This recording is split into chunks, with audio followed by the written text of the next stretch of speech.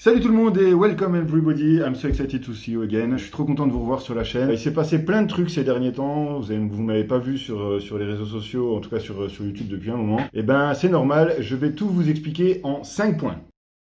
Point numéro 1. Commençons par le prélude. Une nouvelle histoire s'écrit. Petit retour en arrière pour revenir le 26 mai 2019. Il est 19h25, je suis dans l'avion, je vois le hublot, l'aéroport de Brisbane. Je sens les moteurs qui commencent à chauffer pleine puissance et j'adore ce moment-là, le petit passage où t'es là. T'as l'impression d'être dans une voiture de Formule 1. Enfin, bref, je suis dans l'avion en direction de Nouméa, capitale de Nouvelle-Calédonie. Kanaki, Kanaki, Kanaki, Kanaki. Dans l'avion, je suis comme un dingue. Je viens de passer 8 mois dans des pays étrangers, dont 3 mois en formation linguistique. Je me sens confiant, je me sens à l'aise dans les échanges, et surtout, en Nouvelle-Calédonie, tout le monde parle français. Donc, vraiment, je suis au taquet, je suis prêt pour l'aventure, j'ai envie d'explorer le monde, je suis au taquet. Mon mode de vie va changer. Je vais passer quelques semaines chez mon pote Thibaut, chez sa femme Céline et chez sa fille Zélie, à qui je fais des gros bisous. Et juste après, il va y avoir une succession de rencontres qui vont faire que toute la suite de ma vie va changer petit à petit jusqu'à aujourd'hui. Point numéro 2. Nouvelle-Calédonie. La magie opère. Alors en Nouvelle-Calédonie, donc je vais faire du workaway. Tu vas bosser chez des gens et en contrepartie, ils te nourrissent et ils te logent. J'arrive à Katiramona, chez Laurent, dans sa famille. À la base, j'y suis allé pour découvrir ce que c'était la permaculture et l'apiculture. Et du coup, je voulais profiter du voyage pour découvrir de nouvelles choses. Et puis, ça me permettait aussi, du coup, d'avoir un autre mode de voyage, à savoir ne plus être obligé de financer son logement et sa bouffe, mais de pouvoir travailler en contrepartie. Après, j'avais pas de visa de travail et je voulais pas avoir un emploi contractuel, ça m'intéressait pas. Donc le workaway était une bonne comment on dit ça?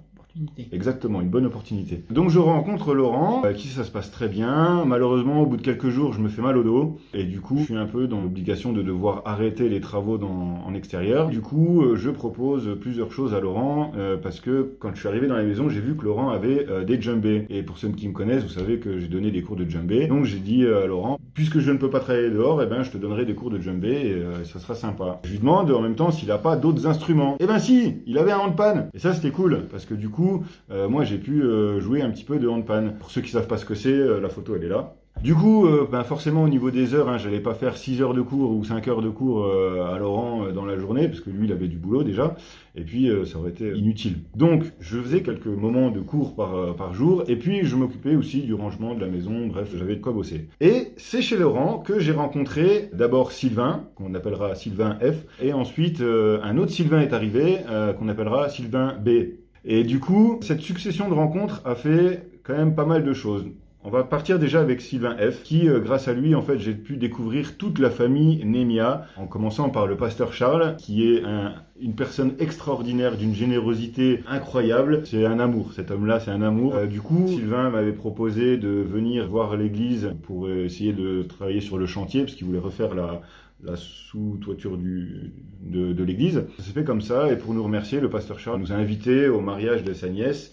Et là, j'ai pu rencontrer toute la famille, et c'est des grandes familles là-bas en Calédonie, avec sa femme Mylène que j'embrasse, avec leurs enfants, avec Pawil. Et puis après, donc il y a eu plein de rencontres comme ça par la famille de Mylène, les frères, les cousins, les tontons, tout ça. Donc on a pu, j'ai pu avoir la chance d'aller sur les 3 îles Loyauté, à savoir Maré, Lifou et Ouvéa.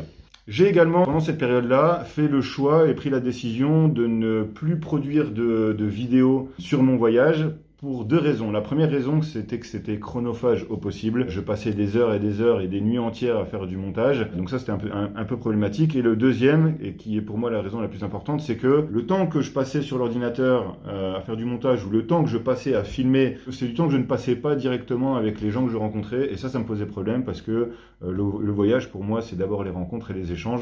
Donc voilà pourquoi j'ai décidé d'arrêter et pourquoi vous n'avez plus reçu de vidéos à part la dernière en Calédonie sur le road trip. Point numéro 3. Retour en France. Avalanche d'émotions. Le retour de 2 choses indispensables à tout voyageur qui part longtemps. Le comté et la baguette. Ça, le cousin, quand il est venu me chercher à la gare à Paris, franchement, il a assuré de ouf parce que c'était juste une tuerie. Du comté, j'en avais pas mangé depuis 13 mois. Pour ceux qui savent, je suis un gros consommateur de comté. Et avec le pain aussi, pareil, c'est quelque chose qui manquait parce que dans tous les pays dans lesquels je suis allé, la plupart du temps, le pain, il était pas ouf. C'était pas du pain comme on peut avoir ici, quoi. Donc quand je suis rentré, surprise pour la famille parce qu'en fait, j'avais prévenu personne à part mon cousin et une copine pour que juste qu'ils soient au courant.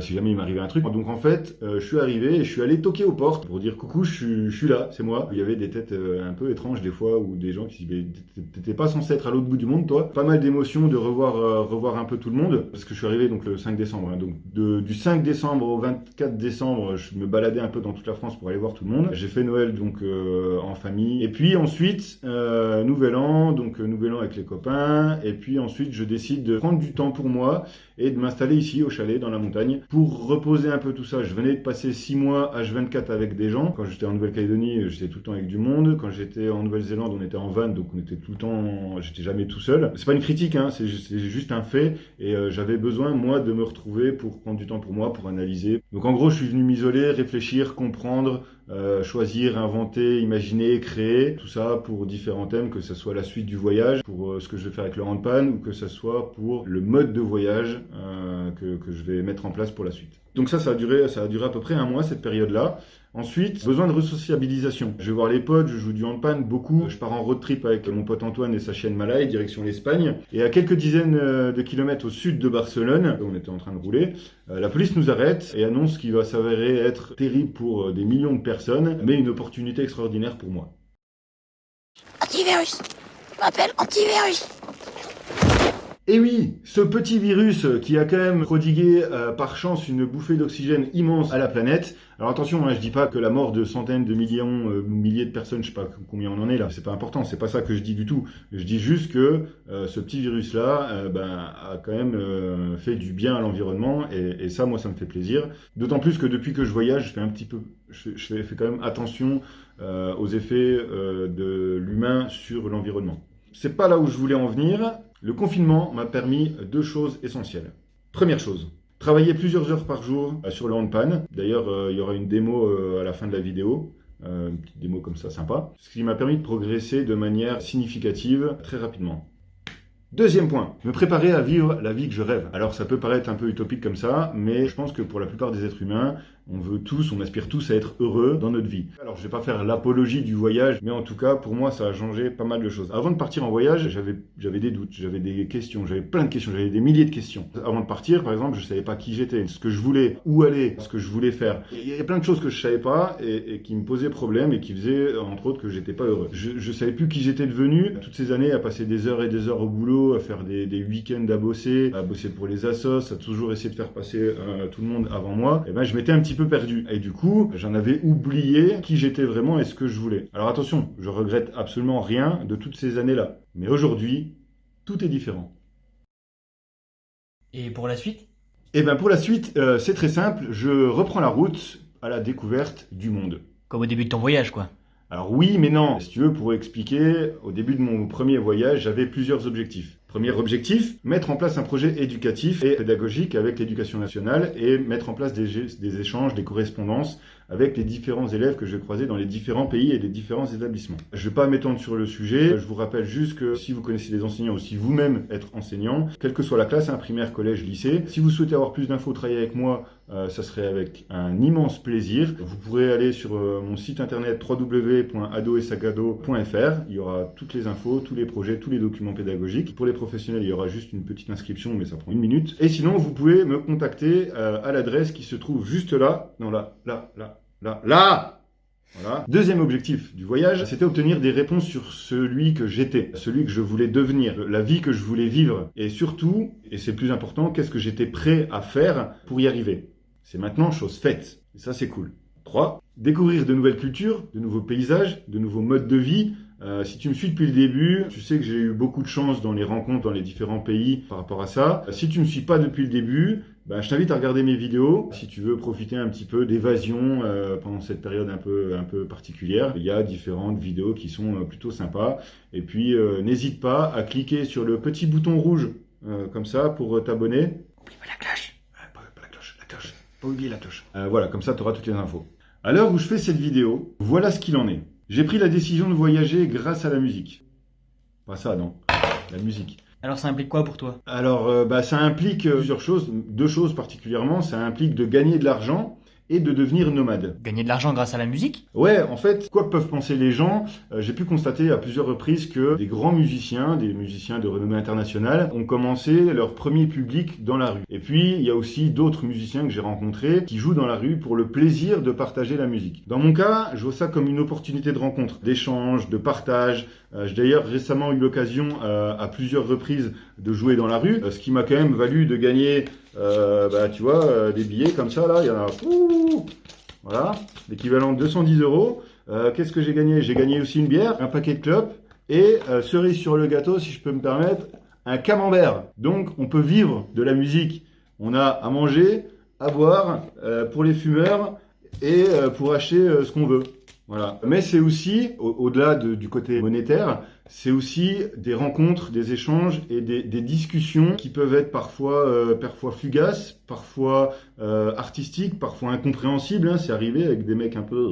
Mais toujours, systématiquement, bienveillants et intéressants. Alors après, gagner de l'argent avec la musique, c'est aussi jouer dans les cafés, dans les bars, dans les restaurants. Maintenant que ça commence à ouvrir, c'est plutôt pas mal. Mais aussi dans les églises, dans les métros, dans les gares, sur les petites scènes, dans les festivals. Et tous ces moments-là, qui vont me permettre, en plus de gagner peut-être un peu d'argent, vont surtout me permettre de rencontrer les vrais locaux. C'est-à-dire les gens qui vivent sur place, les gens qui sont amoureux de leur pays, leur paysage, de leur montagne, de leur vallée, de leur rivière, etc. Tous leurs coins préférés. Et en fait, moi, ce qui m'intéresse, c'est d'aller voir ces gens-là pour savoir quels sont les coins les plus sympas chez eux. Comme d'ailleurs vous pourrez voir dans mon prochain clip qui s'appelle Elements, qui va vous permettre de voir quels sont mes endroits préférés. Et pour ce qui est de devenir nomade? Alors je vais parler nomade musical pour l'instant et puis je parlerai du nomade du mode de vie par la suite. Sur du plus long terme, la préparation d'un album musical international et multiculturel qui va me permettre d'associer à la fois la découverte culturelle dans les différents pays que j'ai traversés ainsi qu'une découverte artistique ciblée. L'objectif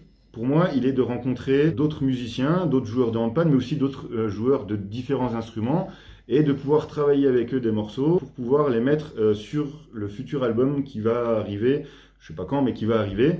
Et puis c'est aussi, pourquoi pas, de rencontrer des chanteurs, des chanteuses, des gens qui sont dans la musique, peut-être même des DJ, j'en sais rien. Et puis dans chaque pays où je veux aller, de pouvoir enregistrer un son qui sera mis sur l'album et du coup qui donnera cet album international dans lequel il y aura déjà des morceaux que vous pourrez entendre d'ici peu, mais qui vont être retravaillés, et puis des morceaux aux consonances étrangères parce que je vais essayer de m'inspirer au maximum des musiques traditionnelles de chaque pays pour créer le morceau. Et puis, par rapport à mon mode de vie, qui va changer aussi parce que le contenu de mon sac à dos va changer. Ce qui veut dire que j'ai dû faire un choix de ce que je vais mettre dans mon sac à dos. Je vais partir avec mon instrument, je vais voyager avec mon instrument.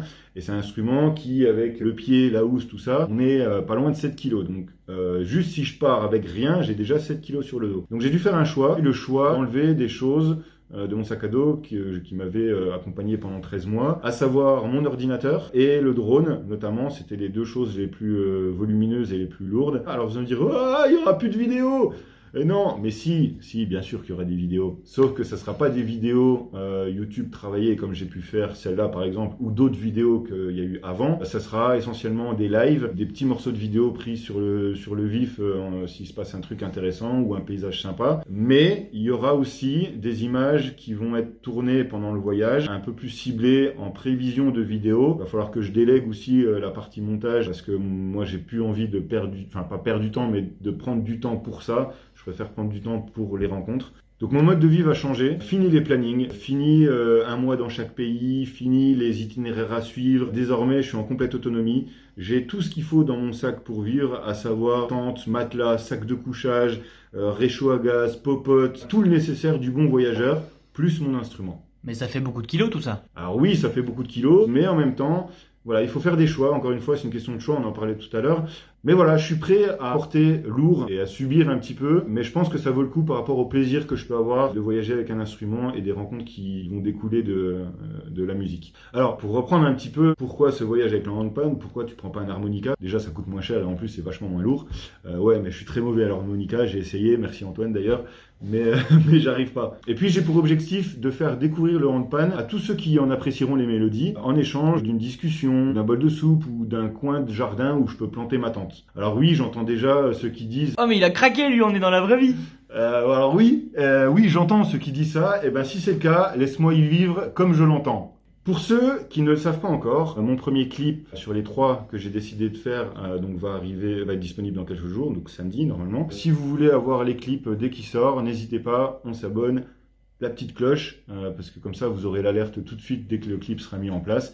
Normalement, si tout se passe bien, tous les clips seront terminés avant septembre. Si vous souhaitez partager un moment de création musicale avec moi d'ici le mois de septembre, parce qu'après je serai plus là, je vais partir, n'hésitez pas à me contacter via mon mail qui s'affiche ici, que ça soit pour un partenariat, un duo musicien-musicien, un duo musicien-humoriste, musicien-chanteur, chanteuse, musicien-circassien. À partir du moment où c'est artistique et que vous êtes motivé, n'hésitez pas à me contacter. Si j'ai le temps, avec plaisir, je créerai quelque chose avec vous. Avant de vous laisser sur un petit morceau que je vais vous jouer tout à l'heure, quelques notes, j'aimerais juste vous dire ceci. Je sais que je donne pas souvent de nouvelles. Vous avez pu le constater là pour ceux qui me suivent uniquement sur YouTube. Mais c'est pas parce que je pense pas à vous. C'est pas ça du tout. Ne croyez pas ça.